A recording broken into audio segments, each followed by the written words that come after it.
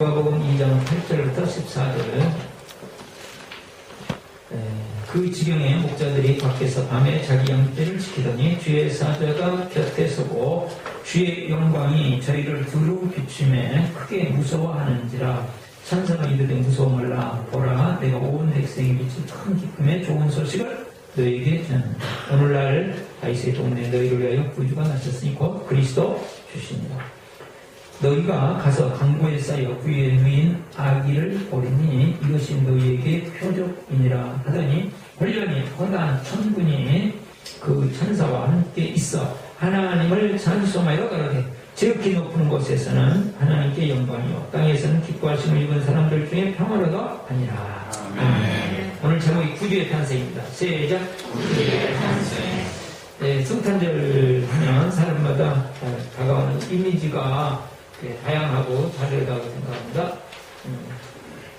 저는 고등학교를 졸업하고 제가 스스로 교회를 찾아가서 예수님을 믿고 신앙생활을 시작해서 벌써 이제 상당히 시간이 흘렀네요. 그래서 저희 이제 성탄절, 많은 성탄절을 겪으면서 좋은, 정말 추억이 되는 아주 좋은 성탄절이기도 하고요. 또 어떤 때는 정말 힘들었던 성탄절. 제가 오랫동안 신앙생활했던 그 교회에 처음 올라가서 첫 해가 제일 힘들었습니다.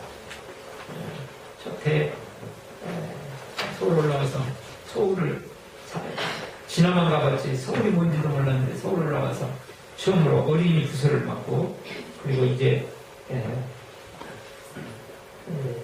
성탄절을 맞이했는데 얼마나 혹독한 성탄절을 보냈는지. 그때 이제 제가 섬기던 부서가 어린이, 그래서 이제 어린이 보통 또 성가대, 성가 연습을 많이 합니다. 그리고 성탄절 날 연합 성가대가 모여가지고 그냥 엄청나게 숫자가 모여서 성가를 하고, 그런데 연습을 부지런히 하고 또 저녁 행사가 있잖아요. 24일날 저녁이면 행사를 해야 되니까 그 행사 다 준비해야 되고 정신없이 24일날 저녁이면 이제 밥을 대가 먹고 7시부터 예배를 시작합니다. 어린이들과 함께 예배를 시작하고 끝나고 나면 행사를 합니다. 그때 행사는 교인 행사랑 마찬가지로 그래가지고 행사를 하고 그 다음에 다시 이제 11시부터 또 어린이 또 예배를 드립니다. 어린이 잠깐 예배를 드리고 나서 그때는 이제 목사님이 설교하시죠. 예배를 드리고 나서는 이제 새벽송 조를 편성하고 파송을 합니다. 그러면 제가 첫 해에 서울을 나와서 이 촌사람이 서울을 나와서 촌놈이 서울을 올라가지고 제일 처음에 했을 때가 아마 새벽 4시까지 걸었을 겁니다. 와, 정말 새벽 4시까지 그 먼 거리를 돌면서 새벽송을 하고 나서 그 다음에 잠을 자는 둥 마는 둥 하고 그 다음에 또 어린이가 9시부터가 있어요. 그러니까 어린이들을 위해서 그때 어린이들 여기 앉아있는 분들 계십니다. 어린이들한테 선물을 줘야 되니까 이 새벽송 돌고 온 모든 선물들을 이제 분류를 해가지고 검정 봉지에다가 다 집어넣습니다. 한 어린이가 200명 되는데 200명의 선물을 하는데 한 교사 한 2명밖에 안 하고 다 잠자리라고 이제는 그때는 나올 그러니까 그거 다 집어넣고 정신없이 집어넣고 그 다음에 또 어린이 예배를 시작해서 어린이 예배 설교하고 그 다음에 이제 선물 다 나눠주고 그 다음에 그러면 이제 정신없이 하늘이 막 빙빙 도는 가운데 성가 연습을 합니다. 성가 연습을 해가지고 하는데 그 다음에 이제 드디어 이제 찬양 부르고 그 다음에는 이제 성가대가 꼭 앞에 있잖아요. 성가대 좌석뿐만 아니고 앞에까지 다 앉아있는데 거기에 딱 앉아서 예배를 드리면 목사님 예수님 잘했습니다 하고 이제 설교를 하십니다. 잘 못 알아듣는 말씀을 이렇게 하시면 그 다음에 저도 모르게 제가 절대로 이를 안 다루고 그러는데 어쩔 수 없이 주로 성탄절은 제가 졸면서 성탄절 그러면서 제 마음속에 모르겠어요. 이제 다른 분들은 어떤지 모르겠는데 제 마음속에 또 제가 보면 뒤에 사람들을 봐도 거기가 불고 있거든요. 새벽성 늦게까지 해가지고 절대로 그때 신학을 이제 막 공부를 할 테니까 목사가 되면 우리 교인들은 성탄절 날이 진짜로 성탄을 축하하는 예배를 드리는 날이 되도록 해야겠다. 그래가지고 우리 교회는 별로 행사가 없다는 것을 이해해 주시면 제가 이 전 행사 때문에 성탄 진짜로 성탄이 축하 거기 이제 성탄 축하회라고 했더니 성탄 축하가 아니고 완전히 정신없는 건데 말로는 먹는 건데 이걸 1년도 아니고 2년도 아니고 3년도 아니고 4년도 아니고 5년도 아니고 6년도 아니고 7년도 아니고 8년을 했다는 거예요. 그러고 나니까요, 제가 결심을 했어요. 그래서 저희 이제 행사를 그렇게 많이 하지 않으려고 노력하는 거예요. 그래서 이제 어떻게 하다가 하나님 은혜로 영원권 124가 이렇게 하게 됐고, 그래서 성탄 트리도 잘 안 놓고, 성탄 트리 하면 재밌기도 한데요, 이게 반짝반짝 그것이 방해가 되잖아요, 설교에. 예배를 드리는데 방해가 돼서, 성탄 트리는 별로 좋지 않다. 예수님 당시에 성탄 트리도 없었고, 그래서 제가 여러분들 왜 우리는 성탄 트리도 없고 그러나 이렇게 생각하실 것 같아가지고 저희는 그래서 성탄절 트리도 없고 그런 성탄절은 가장 성탄절은 예수님이 뭐하러 오셨어요? 구원하시고 그래서 영혼을 구원하는 데 시간을 두는 것이 가장 소중하다. 그래서 이제 우리가 영혼과 일이상하고 이렇게 가는 것을 여러분들이 생각하시고 이해해 주시면 감사하겠습니다. 우리 예수님이 탄생하실 때 여러 사람에게 탄생의 증거를 주셨는데 그 중에 하나가 양을 키우는 목동들, 아무 이름도 없고 그때 당시에 유명한 사람도 아니고 정말 이 목동들은 요즘으로 말하면 정말로 3D 직업 중에 하나입니다. 너무 어려운 직업이거든요. 왜냐면 이게 이스라엘 나라가 이렇게 보시면 그렇게 막 풍족하지 않잖아요. 그래서 풀을 찾아서 초원을 찾아서 계속 이동해 가야 돼요. 사람이 이동해 가면서 산다는 것이 그렇게 쉬운 일이 아닙니다. 어려운 일이거든요. 계속 이동하면서 결국은 이제 곳곳에다 이렇게 양들이 잠잘 수 있는 돌무더기로 우리를 만들어 놓고 밤이 되면 거기 오는데 죽어요, 날씨가.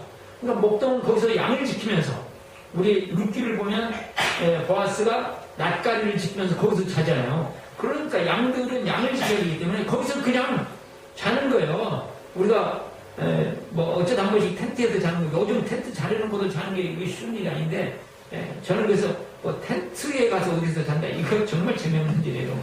그것도 막 일부러 가지고 그러셨는데 저는 참 뭐 추억이 만드는 추억이 무슨 추억인지는 잘 모르겠지만 집안에서 편히 자는 게 저는 최고입니다.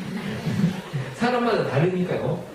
그런데 그런 것도 없이 그냥 자고 있는 이 목동에게 느닷없이 자고 있을 때 빛이 촥 임하면 얼마나 무섭겠어요.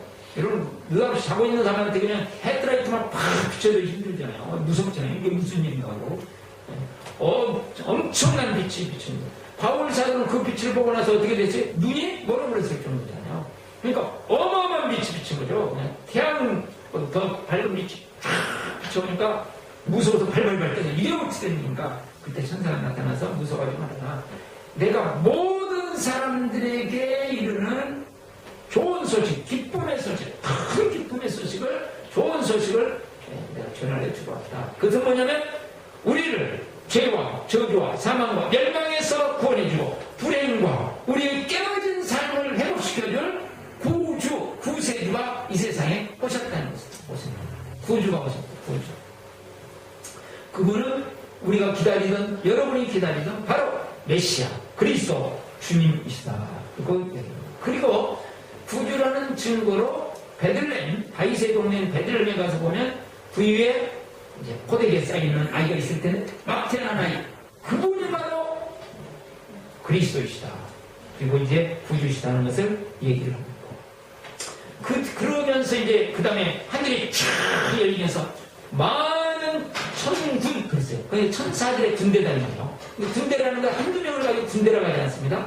그러니까 어마어마한 천사들이 쫙 안 보이는 가운데 나타나면서 하나님을 찬양하고 이제 오늘 말씀이 마칩니다.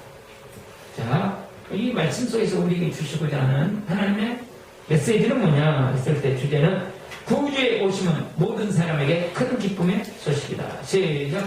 구주의 오심은 모든 사람에게 큰 기쁨의 소식. 좋은 소식, 기쁨의 소식, 복음, 복된 소식, 그것은 구주에 오시는 모든 사람, 어떤 사람이나 봐요. 10절 말씀을 보시면 천사가 이르되 무서워 말라. 무서워할 일이 아니다. 이거 보라. 어떤 일을 강조할 때 보라 그러죠. 내가 온 백성에게, 모든 백성에 미칠 큰 기쁨의 좋은 소식, 큰 기쁨의 복된 소식, 놀라운 소식을, 하늘의 소식을 너에게 전하러 왔다. 그 다음에 11절 오늘날 다윗의 동네 베들레헴에 너희를 위하여, 누구를 위하여? 너희를 위하여 구주가 나셨다. 인류 최고의 문제를 해결하실, 근본적인 문제를 해결하실 구주가 나셨다. 곧 그리스도 주시니라. 그렇죠?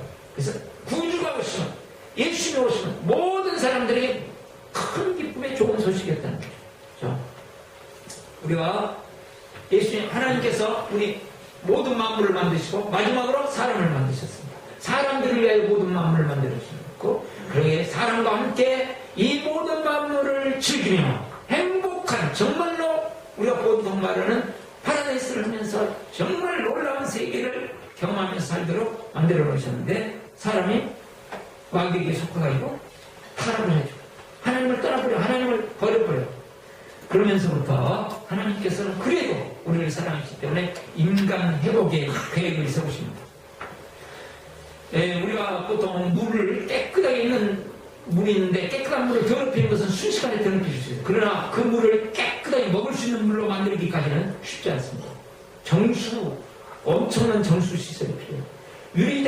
유리잔이 그냥 있는데 이것을 그냥 두기는 그런 대로 잘 관리만 하면 돼요. 그러나 깨진 유리잔을 이렇게 다시 만들어내기는 쉽지 않아요. 똑같아요. 사람이 죄를 보면서 하나님으로부터 떠나기는 순식간에 있어요. 그러나 그것을 회복시키는 것은 수많은 과정을 통해서 결정적으로 이제 하나님이 당신께서 이곳에 오십니다. 역사 속에 오십니다. 하나님의 아들이 예수님이 직접 이 땅에 오신 거죠. 그 예수님이 이 땅에 2000년 오신 것 같이 중요한 것은 구주이신 예수님은 오늘 또 우리 마음에 오기를 원하십니다. 어디에 오기를 원하신다고요? 우리의 마음에. 구주와 주님으로 오기를 원하십니다. 우리의 모든 생각 속에, 우리의 삶 속에, 우리의 절망의 현장에 구주이신 예수님은 오기를 원하시고, 우리의 깨어진 모든 관계 속에 구주이신 예수님이 오시면 회복이 되겠죠. 그거는 회복시키고 오신 거니까, 회복의 계획이니까. 죽음의 순간에도 오셔가지고 영원한 소망을 만들어내시는 구주, 그분이 예수님. 그래서 죽음도 어떻게 맞아야 돼요? 기쁨으로. 제가 수없이 여러분 말씀드렸어요. 지금까지 제가 만난 사람 중에서 예수님을 구주로 고백하면서 돌아가시는데 기쁨과 평강을 안 누리는 사람을 한 분도 못 봤습니다. 저는 한 분도 못 봤어요. 여러분 보셨나 모르겠는데, 저하고 같이 관계를 가지면서 돌아가실 때 기쁨과 평강을 못 누리는 분을 한 분도 못 봤어요. 다 예수를 찾기만 하는 우리의 구주이신 예수님, 주의 이름을 부르는 자는 구원을 얻으리라. 진짜 구주예요. 저는 예수님이 진짜로 구주구나 하는 것을 돌아가시는 분들을 보면서 진짜 확신해요. 근데 죽음이 왔는데 저분이 뭐 보통 말해서 믿음이 쭉 왔다는 분이라든지 뭐 그런 분이 아니에요. 그런데 예수님만 찾으니까, 예수님만 찾으면 어떤 분이든지 두 가지 특징이 나니까, 기쁨이 있고 뭐가 있어요? 평안이 있어요. 죽음이 오는데 예수님이 구주시면 확실해요. 믿거나 말거나 확실해요. 이 큰 기쁨과 회복을 주시는 예수님을 실제적으로 우리의 삶에 오시게 하기 위해서, 구주이신 예수님을 우리가 체험하기 위해서, 이 회복을 체험하기 위해서 어떻게 해야 될 것인가? 두 가지예요. 첫 번째로 주님으로, 예수님을 주님으로 고백합니다. 예수님을 주님으로 고백합니다. 시작. 예수님을 믿는다는 게 뭐예요? 로마서 10장 9절에 예수를 주님이라고 고백하고, 예수님이 하나님께서 그를 다시 살리신 것을 마음으로 믿으면 구원을 얻을 것입니다. 그래서 자, 11절 보시면 11절, 2장 11절 보세요. 그 전에 이제 구주를 말씀하신 다음에 11절, 오늘날 다윗의 동네 너희를 위하여 누가 나셨다고요? 구주.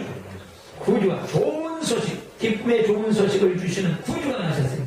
큰 기쁨에 어떤 사람도 예외가 없이 모든 사람이에요. 모든 사람에게 주신 큰 기쁨을 주시는 구주가 오셨어요. 구주는 우리를 구해주신 분이니까 기쁨의 소식이죠. 곧 그리스도, 누구시니라? 주시니라. 주님이시다. 주인이시다. 주인. 그래서 우리 마음, 우리의 삶에 예수님을 누구로 모셔야 된다고요? 주인으로 모실 때 우리의 마음과 우리의 삶에 예수님은 구주이신 것을 드러내시오. 전제 조건이 있다고요. 자, 우리가 기도를 합니다. 하나님께서 기도에 응답하시죠? 전제 조건이 있다는 것을 우리가 아셔야 돼요. 자, 마태복음 7장입니다. 네? 마태복음. 제가 요즘에는 새신자들 위주로 설교를 하기 때문에 성경을 잘 안 찾는데 오랜만에 성탄절이라 찾습니다. 그전에는 성경을 계속 많이 찾아가면서 해가지고 자, 7장 7절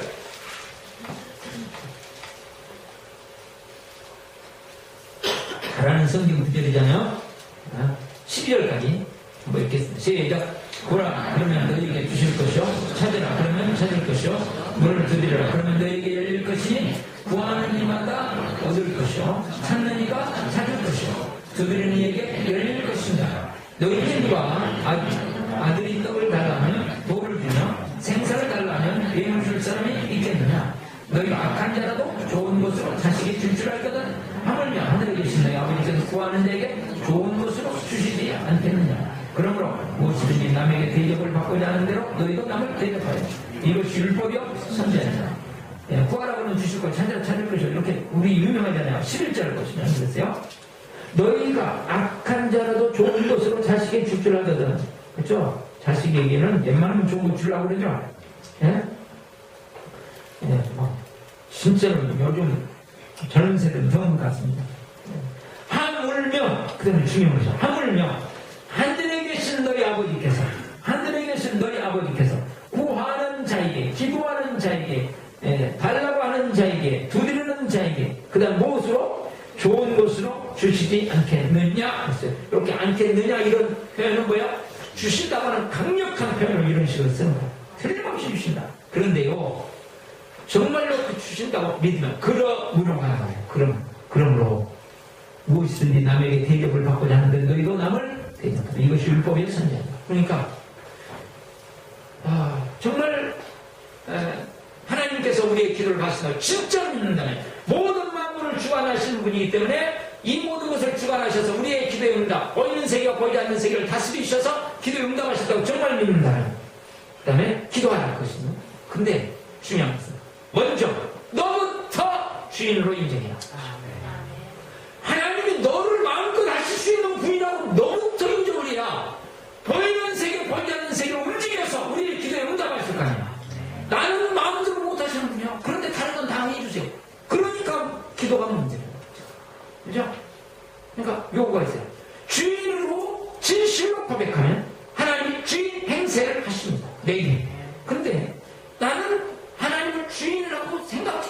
실제로는 말로는 그렇게 하면서 실제로는 자기가 주인 돼서 계속 살아요. 그러면서 왜 기도 응답 안 해주시냐고. 그러니까 내가 주인 노릇하려고 너를 통해서 주인 노릇하려고 네가 주인이 못되게 네가 막았어. 내가 막은 거야. 그 말씀. 그래서 우리가 주님으로 고백해야 그 다음에 구주가 체험이 됩니다. 큰 기쁨과 회복의 역사를 이루신다고요. 그래서 우리가 예수님을 주인으로 하면 내 모든 것들을 잃는다고 생각합니다. 여러분이나 저나 마찬가지, 저도 마찬가지요. 그런데 우리가 계산을 하시면 그런 계산을 하십니다. 내가 하나를 이루어요. 그런데 하나님께서는 천을 주셔요. 예수님을 주인으로 내가 믿고 섬겨야 주인의 것이 내 것이 돼요. 자, 예를 들면 저의 집, 월세집, 저의 월세로 사는 저희 집하고 이건희 회장 집하고 바꾸자. 그래가지고 저희 집을 이 집을 내놓다니 이게 얼마인데, 보증금이 얼마짜리인데, 막 그러고 그러면 그 집 얻을 수 있어요? 못 얻어요.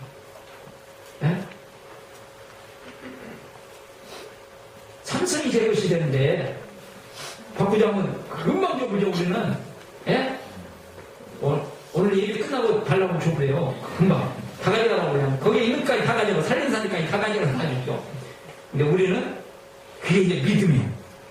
믿음이라는 게 뭐냐, 내가 하나를 예수님을 내 마음의 실제적인 삶의 주인으로 딱 모시면 주인의 모든 것이 내 것이 되는데 우리는 내 거 잃는 것만 생각하는 거죠. 이 계산을 믿음으로 하지 않고 그냥 불신앙으로 합니다. 여러분이 알잖아요. 계산을 지금부터 차려자 이 말이에요.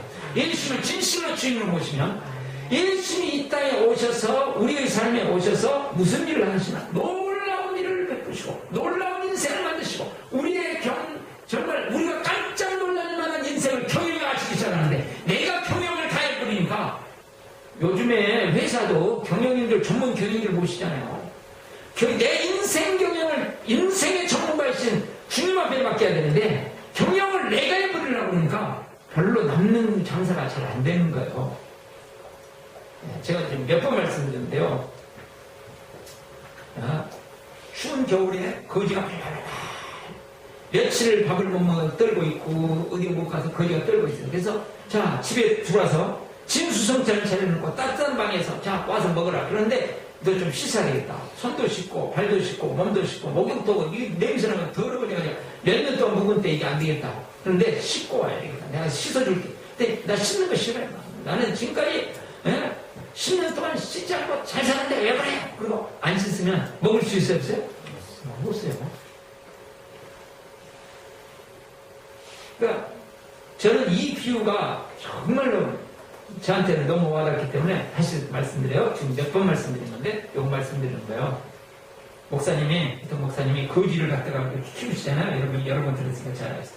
거지를 갖다가 이렇게 키우셔가지고 그리스도인으로 정말로 흠신된 그리스도인으로 못 있는 그리스도인으로 그리스도의 일꾼을 만드십니다.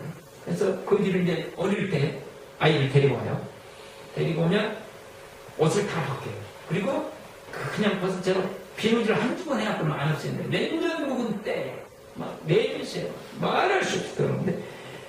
비누로 몇 번을 씻어내고 그 다음에 그 옷을 이제 비누로 봉지에다 담겨내고 그리고 1년이 지났었는가 몇 개월이 지났었는가 이제 다시 그곳을 가져요. 그러면 이 아이는 그동안에 이제 목사님과 함께 살면서 깨끗한 환경에서 습관이 됐잖아요.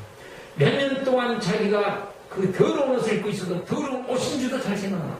그 옷 누가 가져갈 거 와서 막 그랬던 그 옷이 그 다음에 딱 몇 개월이나 1년이나 지난 다음에 와서 그 옷을 입게 한다. 그러면 막 더럽다고 냄새나고 안 입는다고 막 울고 막 어떤 애는 막 토해내고 난리나.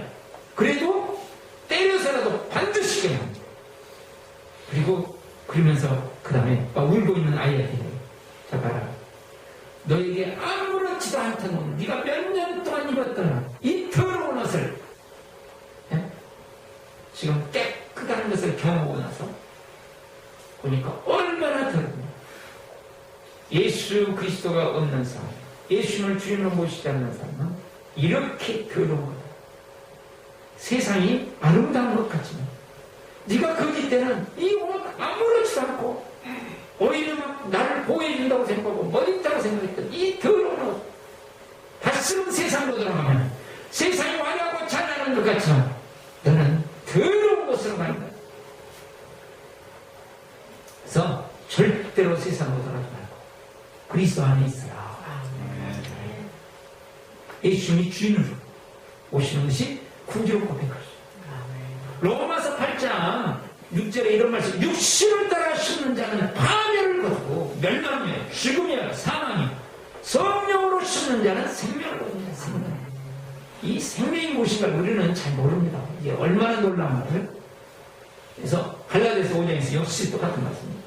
그래서 내가 주인의 자리에서 내려오는 것이 중요합니다. 그러면 예수님의 모든 것을 십자가와 부활을 통해서 이루어진 모든 것을 우리에게 쏟아 부어 주시죠. 그때부터 놀라운 것입니다. 우리 간증을 계속 듣잖아요. 보시는 분들은 보시잖아요. 이게 지금 뭐 제대로 안 돼 있어도 이렇게 놀라운 역사입니다. 말할 수 없는 은혜의 역사를 이루실 것으로 믿습니다. 두 번째로 증거를 발견합니다. 시작. 증거를 발견합니다. 우리가요 신앙생활하면서 하나님께서 주신 증거, 이 증거가 있어야 돼요. 그래야 확신이 와요.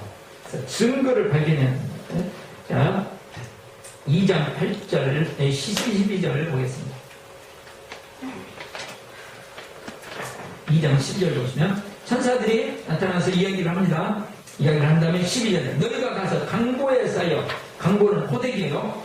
호되기에 쌓여서 그 위에 말밥그릇 구유에 누인 아기를 버리니 이것이 너에게 무엇이니라? 표적입니다. 증거다. 확신은 거.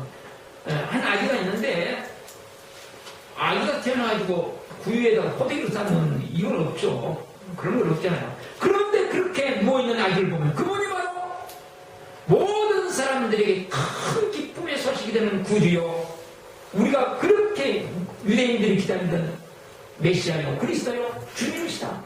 그 표적이 뭐냐? 그 증거가 가서 보면 구유에 호되기로 쌓여져 있을 것이다. 그래서 확증을 하게 만들죠. 확증, 증거를 주세요.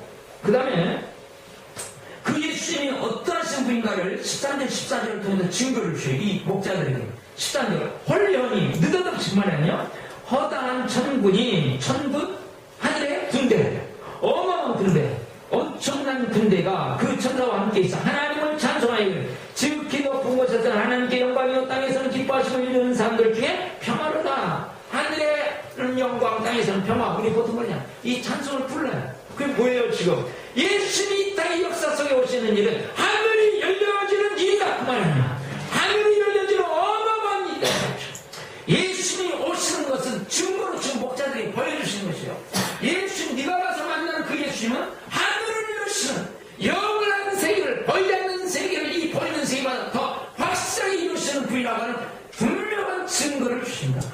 그 목자들이 이게 뭘 알겠어요? 뭐 이 사람들이 성경을 연구한 사람이 뭐예요 지금? 그런 거 관심 없는 사람이에요. 지금 양치는 것에만 관심 있는 사람이에요. 그래서 확실한 증거를 주셔요. 오늘도 마찬가지. 우리에게 예수님이 정말 나의 주인이고 주인으로 고백하기만 하면 놀라운 세계를, 놀라운 인생을 우리에게 만들어주시고 영원한 세계를 열어주시고 하늘의 세계를 열어주신다고 하는 우리에게 증거가 있어야 됩니다. 증거. 하나님께서 여러 가지 주시죠. 여러 가지. 기도응답도 주시고 여러 가지 주십니다. 그 중에 하나가 우리의 잘 아시는 거죠. 사도행전 17장 31절 찾아가요. 사도행전 17장 31절.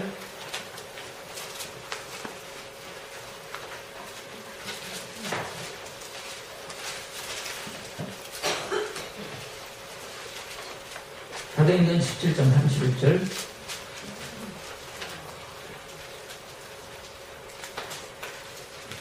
한번 읽겠습니다. 시작. 이는 정하신 사람으로 하여금 천하를 공의로 심판할 날을 작정하시고 이에 저를 죽은 자 가운데서 다시 살리신 것으로 모든 사람이 믿을 만한 증거를 주셨으니라 하니라.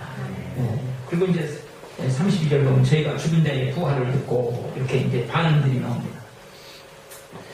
이제 30절 31절 다 심판에서 앞으로 하나님께서 의로운 심판을 반드시 의를 가지고 심판하시는데 거기에서 빠져나올 수 있는 길로, 거기에서 구원받을 수 있는 길로 우리 믿을 만한 증거를 주셨다. 그 증거가 뭐냐면 죽은 자 가운데서, 예수님을 죽은 자 가운데서 다시 살리시는 것이다. 부활이다 그 말. 죽음을 정복해 하심으로써 우리가 죽은 다음의 세계, 멸망으로 끝나는 것이 아니고 어마어마한 생명의 세계가 열린다는 것을 실제적으로 역사 속에서 보여주셨다. 역사 속에 예수님은 오셨고요. 역사 속에서 활동하시다가 많은 일들을 하시다가 그다음에 십자가에 주셔서 부활하셔서 보여주셨다. 그때 당시에 우리가 제자들을 보시는 것입니다. 제자들은 예수님 이렇게 말씀에 놀랍니다. 또 베드로 같은 경우는 물고기 잡는 것을 표적을 보고 거기서 하나님이시구나. 그리고 무릎을 꿇고 저요, 주여, 저는 죄인입니다. 그리고 고백을 합니다. 하나님이라 그러는데 풍랑을 잔잔하게 해놓고 나니까 누이시기에 또 그래. 계속 하나님, 예수님이 하나님의 아들이시구나. 보통 평범한 그냥 인간이 아니구나. 이걸 알아요. 그런데 드디어 우리 예수님을 따라갔더니 드디어 메시아 시대가 열리기 시작해요. 야, 예수님이 나귀 타고 들어가시고 막 그러니까 드디어 이제 이 로마를 평정하시고 드디어 다윗 시대보다 더 영광스러운 나라를 메시아 시대를 열겠구나. 이야, 기분이 찼어요. 지금 너무 좋은 거야. 그런데 예수님 가서 하시는 일을 보니까 십자가에서 비참하게 돌아가시죠. 완전 좌절과 절망, 자기의 기대대로 안 됐잖아요. 좌절과 절망이 팍 들지. 그래서 두려워요. 예수님이 저렇게 돌아가셨다면 우리는 어떻게 되냐? 막 모여서 두려워 벌벌 떨고 있을 때 예수님이 부활하신 예수님이 이들에게 나타나시죠. 얼마나 예수를 못 믿었으면 예수님의 무덤에 가가지고 예수님을 100근의 향을 갖고 집어넣어놨잖아요. 그러면 그 100근의 향을 가지고 집어넣고 그 다음에 이렇게 수위가 이렇게 돌려가지고 만들어놨는데 그게 그대로 쭉 빠져나온 거거든요, 몸이. 그래갖고 딱 누르고 있으면 그것만 봐도 이게 이해할 수가 없는데 그렇게 생각이 들 텐데 얼마나 예수님이 부활한다는 것을 안 믿었던지 이 제자들이 정말로 믿을 수 없어가지고 결국은 어떻게 해요? 자, 예수님 어디로 가시냐? 그러고 있는 거예요. 그리고 예수님 부활하신 예수님 나타나도 유대인가? 그래요. 유대인가? 자, 요한복음 2장 22절입니다. 요한복음 2장 22절. 요한복음 2장 20절.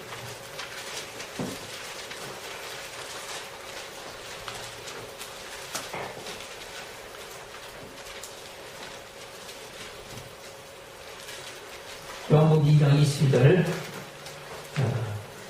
한번 읽겠습니다. 시작. 죽은 자 가운데서 살아나신 후에야 제자들이 이 말씀하신 것을 기억하고 성경과 및 예수의 하신 말씀을 믿었다. 자, 예수님이 십자가에 죽어주셨어요. 자기들이 이건 개념이 없던 일이에요. 죽어버려요. 죽는다고 예수님이 수없이 말씀했어도 그 다음에 살아난다고 이야기하셨어도 이게 안 들어왔던 거거든요. 그런데 죽은 자 가운데서 살아나신 후에야 부활을 경험하고 그 증거를 받고 성령이 역사하신 후에야 제자들이 이 말씀하신 것을 기억하고 말씀하신 것이 뭐예요?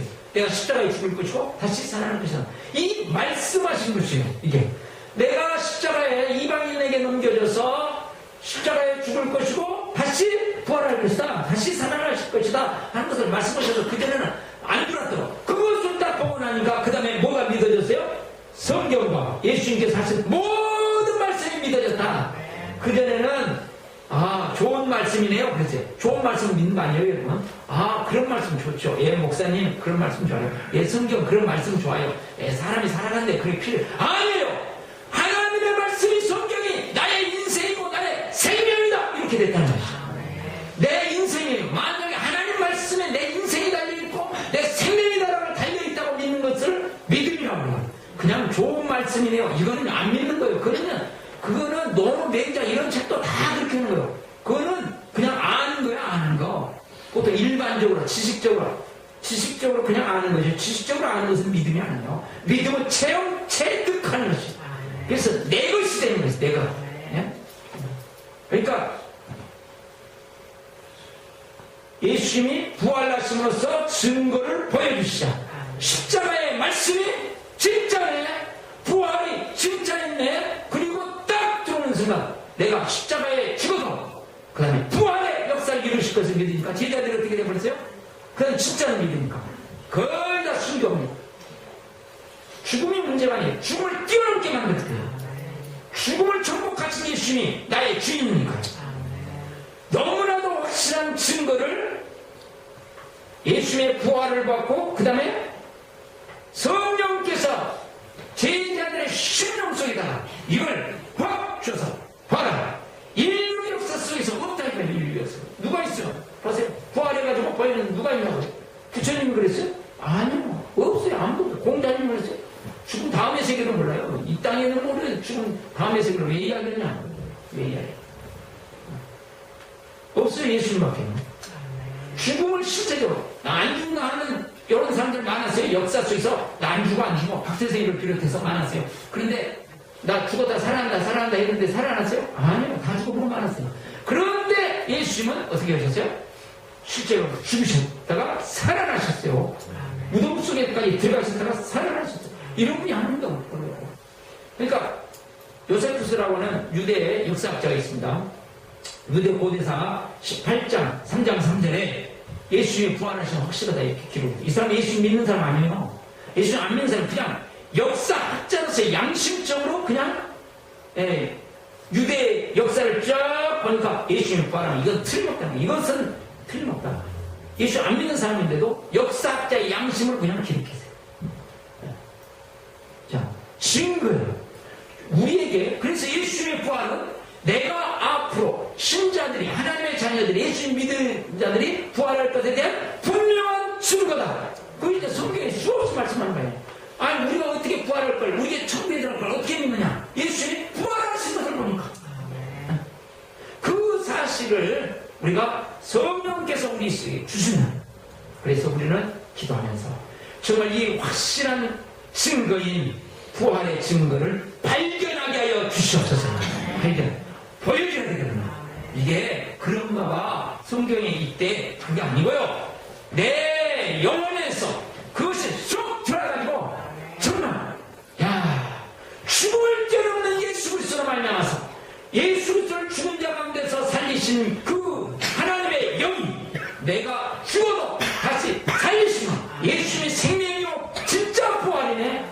그 예수님이 내 안에 들어와 계시고 그것 때문에 내가 나 때문이 아니고 과학 때문이 아니고 내가 뭘 해서가 아니고 부활하신 예수로 말미암아서 나는 부활할 것이고 내 삶에도 부활이 오겠구나.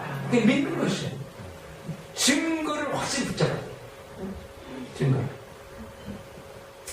오늘도 예수님은 똑같이 십자가와 부활의 역사를 성령을 통해서 우리 속에 이루십니다. 그분을 우리의 삶에 모시고 확실한 증거를 가지고 튼튼하게 정말 이 세상을 이기면서 어디있는 어떤 절망, 좌절, 낙심, 낙담 와도 이 모든 것들을 누가 회복시킵니까? 예수님이 회복시키죠. 내 안에 그분이 오셨잖아요. 확실한 증거를 가지신 그분이 내 안에 오셔서 나를 통해서 내 심령을 회복시키시고 모든 관계를 회복시키고 삶을 회복시키시고 부활의 역사를 오늘도 이루시고 영원한 부활의 역사를 이루실 것을 믿으시면서 승리하시는 축복의 길을 바랍니다.